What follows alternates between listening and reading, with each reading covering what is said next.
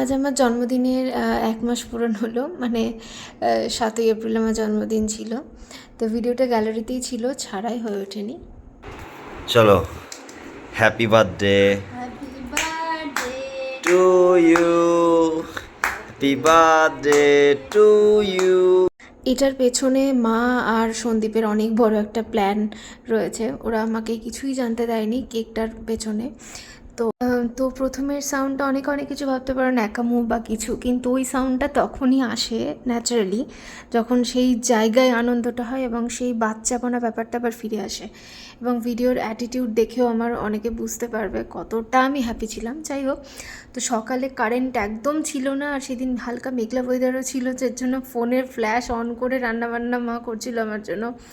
অনেক পথ করেছিল, যেটা এক্সপেকটেশনের বাইরে ছিল। আর আমি প্রতিটা জন্মদিন মায়ের সাথে বা বাবার সাথে এইভাবেই কাটাতে চাই। সেই কারণের জন্যই মা দুমকাতে এত দূর থেকে এসেছে। এমন কোনো একটা বার্থডে হয়নি যেটা মা বাবাকে ছাড়া হয়নি।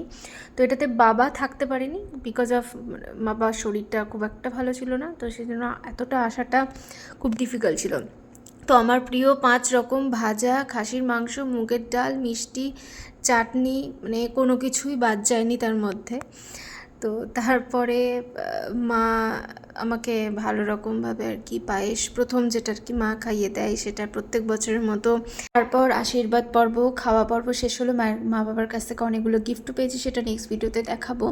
আমি আর মা তারপরে একটু বেরিয়েছিলাম যুবরাজে। তো আমার প্রিয় রেশমি কাবাব আর নুডলস খেতে, মিক্স নুডলস। আর এই সমস্ত কিছুর অ্যারেঞ্জমেন্ট, সমস্ত কিছুর পেছনে সন্দীপ এবং মা দুজনেরই এতটা বেশি ভূমিকা ছিল।